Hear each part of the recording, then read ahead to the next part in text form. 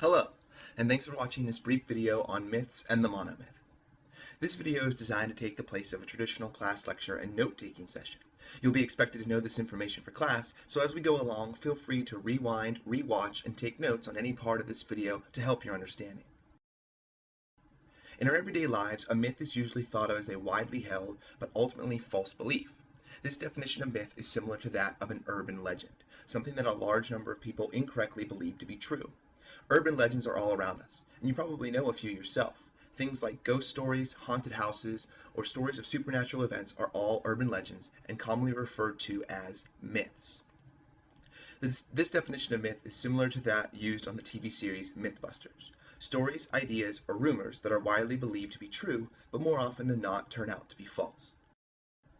But a more accurate definition of myth for our purposes and for the study of literature is a traditional story, especially one concerning the early history of a people or explaining some natural or social phenomenon, and typically involving supernatural beings or events. The key part of this definition is explaining some natural or social phenomenon. Because while we think of myths and mythology as the crazy folk stories of long dead cultures, they are actually the answers to larger questions that such people often ask themselves. Where does rain come from? Why do eclipses happen? Why do we have a moon? Why does it get cold for half the year?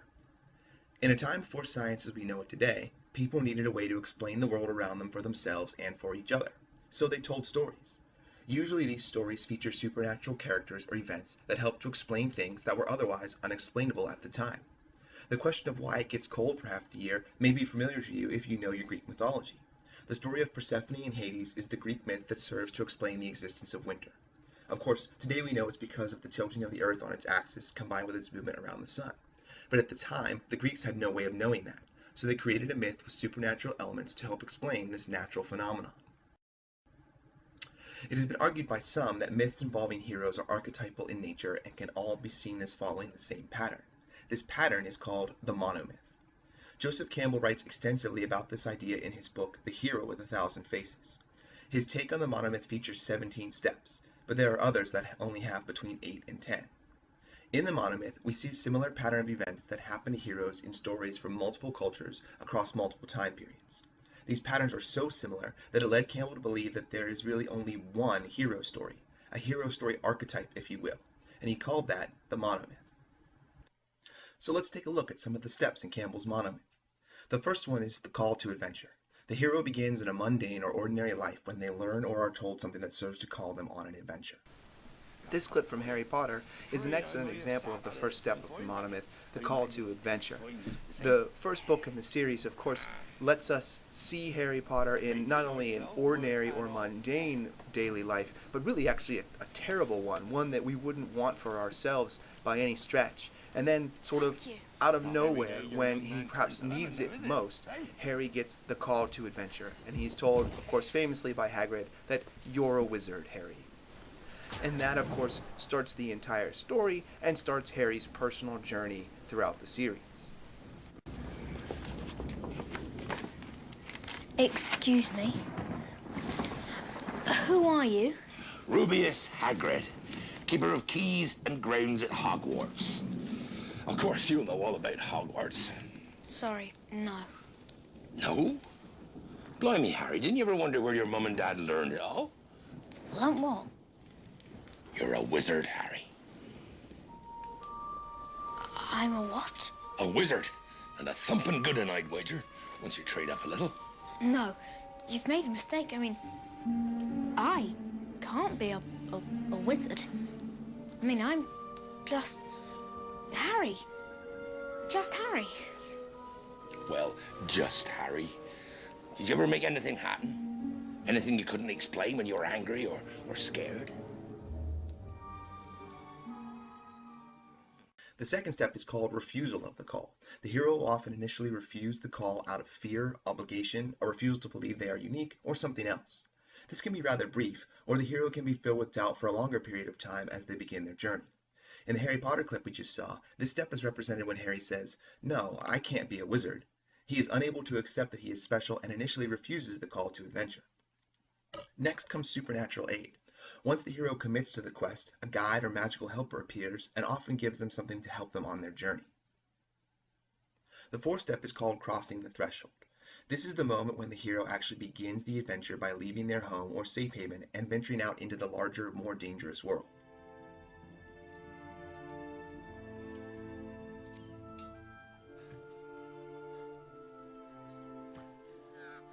This is it. This is what? If I take one more step, it'll be the farthest away from home I've ever been. In this clip from Lord of the Rings, crossing the threshold is represented in Sam's statement that if he takes one more step, it'll be the farthest away from home he's ever been. Even though Sam is more the loyal retainer than he is the hero, it's still a moment when we see our hero, Frodo, leaving his home world and entering a bigger and more dangerous one. After that is Belly of the Whale. This is the final stage of separation from the hero's known world and self. After this, the hero will be changed by his or her journey. Campbell says that this part is not about going somewhere in an outward sense, but going inward and re-emerging to be born again. Step 6 is the road of trials. The hero undergoes a series of tests or tasks to begin their transformation. Often the hero will fail one or more of these tests. In this clip from the sci-fi movie The Matrix, the hero, played by Keanu Reeves, is on his road of trials.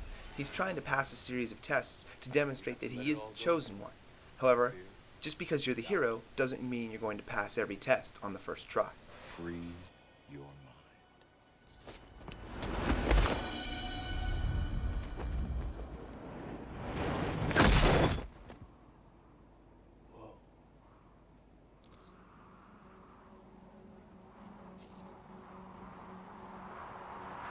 Okie dokie.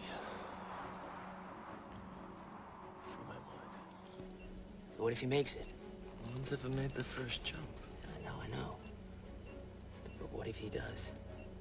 He won't. Right. No problem. Free my mind. Free my mind. No problem. Right.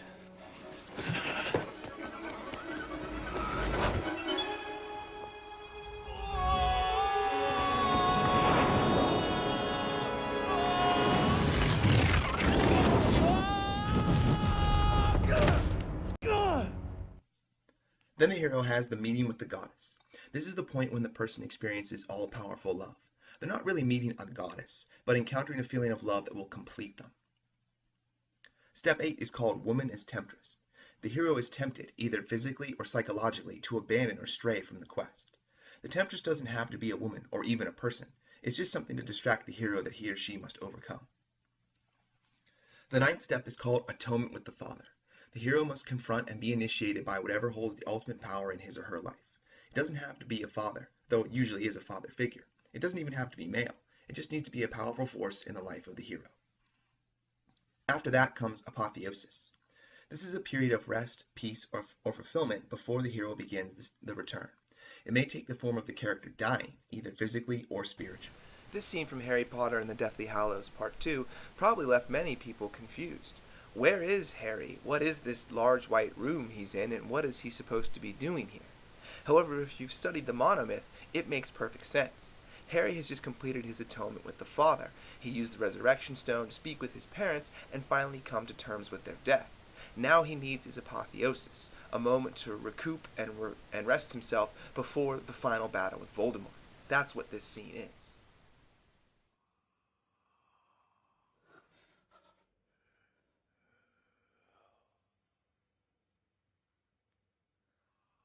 You can't help. Harry, you wonderful boy. Then, the hero reaches the ultimate boon. This is the achievement of the goal of the quest. All the previous steps serve to prepare the hero for this one, and he or she finally kills the bad guy, recovers the treasure, completes the goal, or so on and so forth. After this begins a phase of the monomyth called the return. And the first step of the return is the refusal of the return. Having found bliss and enlightenment in the other world they journeyed to, the hero may not want to go back to the normal world. And this, of course, mirrors the refusal of the call. In the beginning, the hero is reluctant to leave his or her ordinary life behind and start the journey. But once they go on it, they don't want it to end and return to normalcy. Step 13 is the magic flight. The hero makes his or her escape, and that often means facing as much danger as they did getting in. In this clip from the final Lord of the Rings movie, we see Frodo and Sam in the midst of the magic flight. They've just destroyed the ring, which is their ultimate boon. but they're hardly out of danger yet, and they appear to be in a very tight spot as they're surrounded by an erupting volcano.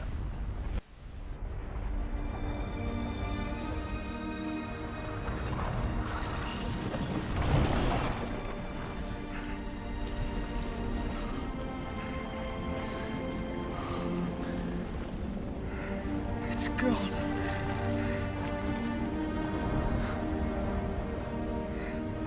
It's done.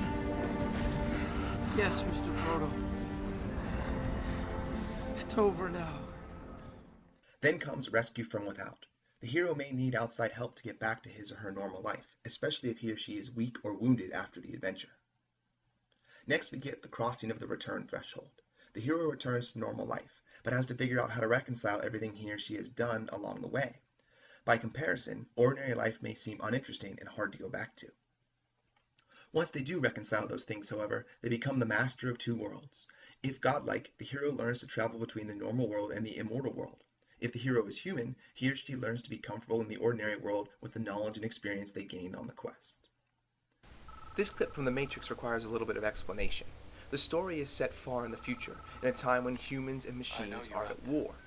The machines have successfully imprisoned most of humanity in a virtual reality world, one that's so believable the people trapped in it don't even know it's not real.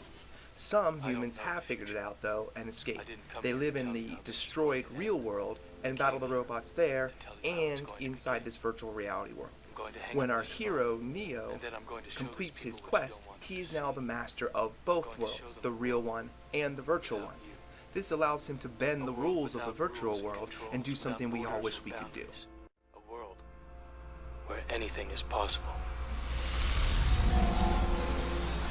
Where we go from there is a choice I leave to you.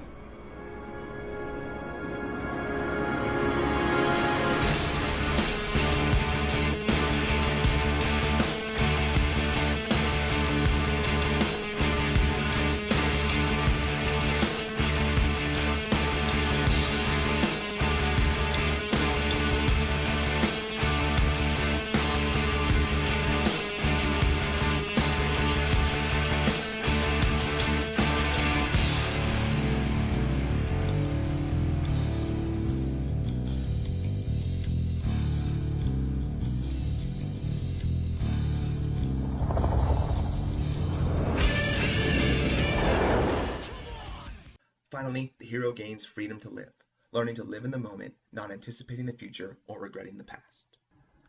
So those are the 17 steps in Campbell's Monomyth. But remember that some versions only have 8 to 10 steps, so not every Monomyth story will have all 17 of these steps. It's also important to note that just because a story has archetypes doesn't necessarily mean it's a myth or a monomyth. Any story can have archetypes. The monomyth is just the archetypal version of a hero story, just like a hero is an archetypal character. So that concludes this video on myths and the monomyth. I hope the examples provided help you make connections between the steps of the monomyth and stories that you are already familiar with. And now that you know the steps, I imagine many of you will be able to make additional connections to books you've read and movies you've seen. It all adds up to compelling evidence that Campbell was right about the existence of the monomyth. Created using Powtoon.